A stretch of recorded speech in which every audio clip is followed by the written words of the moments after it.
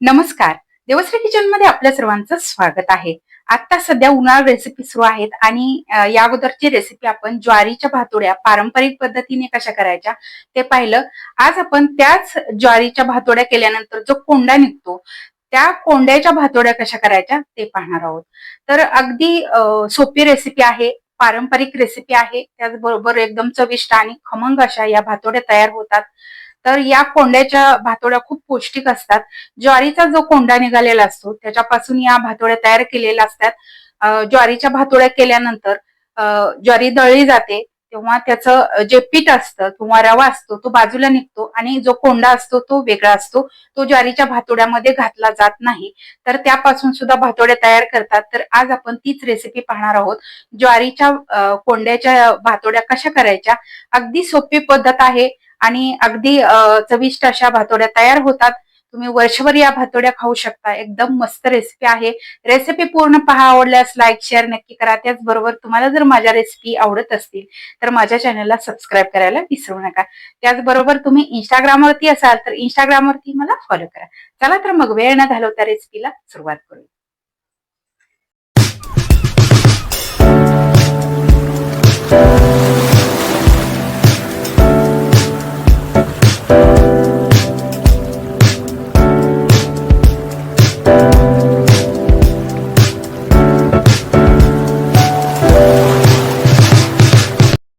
ज्वारीच्या कोंड्याच्या भातोड्या करण्यासाठी इथे मी ज्वारी घेतलेली आहे. ज्वारी आपल्याला 3 दिवस भिजवून घ्यायची. तर ज्वारी शक्यतो पांढरी वापरायची जर तुम्हाला ज्वारीच्या भातोड्या करायच्या असतील तर. कारण ज्वारीच्या भातोड्या आपण जेव्हा करतो तेव्हाच कोंड्याच्या भातोड्या आपल्याला करता येतात. तर इथे मी साधारण 4 किलो ज्वारी आहे. ज्वारी स्वच्छ धुवून घ्यायची आहे. 2 ते 3 वेळा पाण्याने स्वच्छ धुवून घ्यायची. याच्यावरती जी पोकळ ज्वारी असते किंवा किडकी ज्वारी असते ती निघते, ती बाजूला काढून घ्यायची. दुसरं स्वच्छ पाणी घालायचंय आणि याच्यावरती झाकण ठेवून आपल्याला ही ज्वारी 3 दिवस भिजवून घ्यायची आहे. तर आज जशी धुवून घेतली तशी उद्या पण धुवून घ्यायची, म्हणजे दुसऱ्या दिवशी. आणि आता आपण डायरेक्ट तिसऱ्या दिवशी पाहतोय. तुम्ही पाहू शकताय ज्वारी आपली चांगली भिजली, त्याच्यावरून फेस दिसतोय. तर हे सगळं पाणी आपल्याला काढून घ्यायचं आहे. तर एका भांड्यामध्ये आपण हे सगळं वरचं पाणी काढून घेऊया आणि परत एकदा ही ज्वारी धुवून घ्यायची आणि नंतर एका चाळणीमध्ये निथळ ठेवायची आहे. पाणी पूर्ण निथळल्यानंतर एका कपड्यावरती पसरवून ही ज्वारी सुकवून घ्यायची आहे. तर अशा पद्धतीने सगळी ज्वारी मी या कपड्यावरती टाकली आणि व्यवस्थित एकदम पातळ लेअर असं पसरवून घेतली आहे. ही ज्वारी आपल्याला पूर्ण कडक वाळवायची नाही, अगदी पानतुटी करून घ्यायची आहे, म्हणजे हलकीशी सुकवून घ्यायची आहे. अशा पद्धतीने मी ज्वारी सगळी सुकवून घेतलेली आहे. नंतर गोळा करून घेतली आणि आता आपण मिक्सरवरती बारीक करून घेणार आहोत.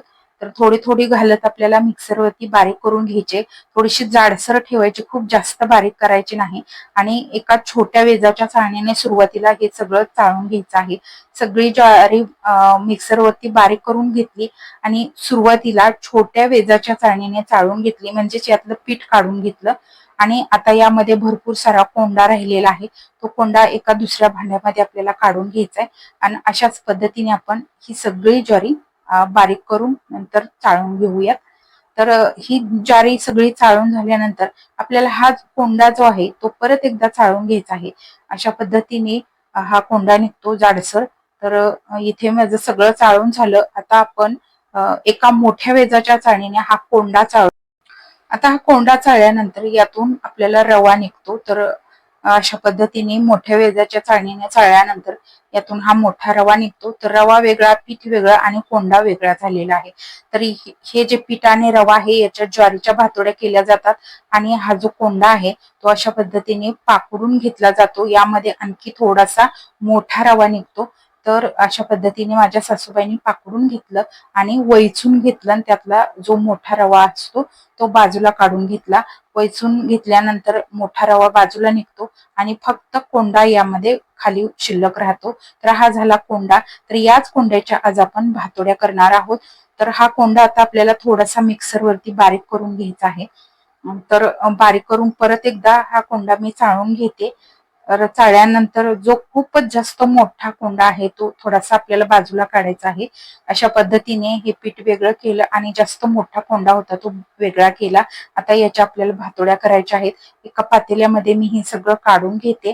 तर तुम्हाला हवं असेल तर पूर्ण कोंडा तुम्ही यामध्ये घालू शकता. पण इथे आमच्या सासूबाई ज्या पद्धतीने करतात तीच पद्धत आज मी इथे वापरते आहे, करते आहे त्याच पद्धतीने. तर या कोंड्यामध्ये पाणी घालायचंय, खूप नाही, थोडं थोडं पाणी घालत हा कोंडा ओला करून ठेवायचा आहे. म्हणजे ही सगळी प्रोसेस आपल्याला तिसऱ्या दिवशी संध्याकाळी करायची आहे आणि चौथ्या दिवशी आपल्याला याच्या भातोड्या घालायच्या आहेत.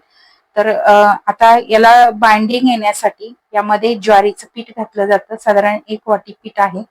तर ते आपण या कोंड्यामध्ये घालूया. कारण फक्त कोंड्याच्या भातोड्या जुळणार नाहीत किंवा त्याच्या व्यवस्थित येणार नाही, त्याला चिकटपणा येणार नाही.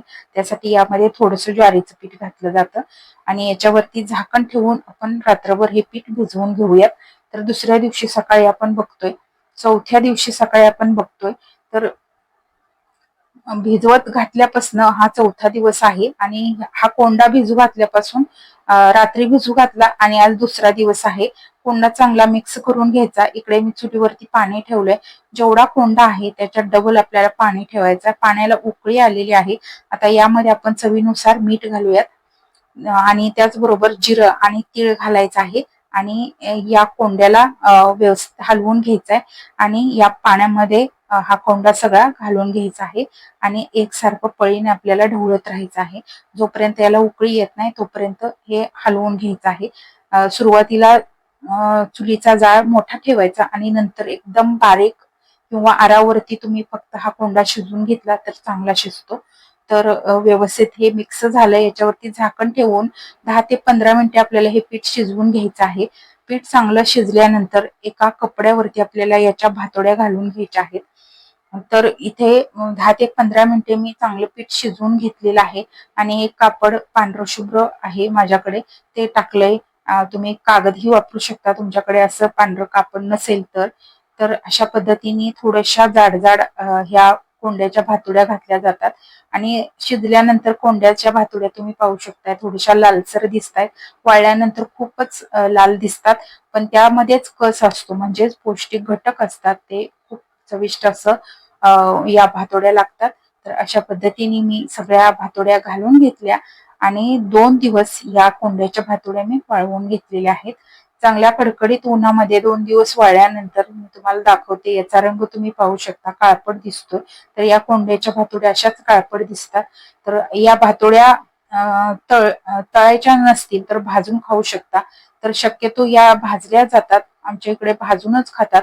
तळल्यानंतर पण छान लागतात, पण भाजल्यानंतर आणखीनच त्याची चव छान लागते. तर अशा पद्धतीने या कोंड्याच्या भातोड्या भाजून घ्यायच्या आणि खायच्या चवीला खमंग लागतात. अगदी आजारी लोक असतील तर त्यांच्या तोंडाला चव येते आणि पूर्वीच्या लोकांना सवय असते, त्यामुळे अशा कोंड्याच्या भातोड्या नक्कीच बनवतात, त्या करतात आवर्जून. त्यामुळे माझ्या सासूबाईंनी केलेल्या आहेत आणि छान कुरकुरीत होतात, कडक होतात, तुम्ही पाहू शकताय आणि खायला खूप छान खमंग लागतात. तर आजची आपली रेसिपी पूर्ण आवडल्यास लाईक शेअर नक्की करा. त्याचबरोबर माझ्या चॅनलला सबस्क्राईब करायला विसरू नका. धन्यवाद.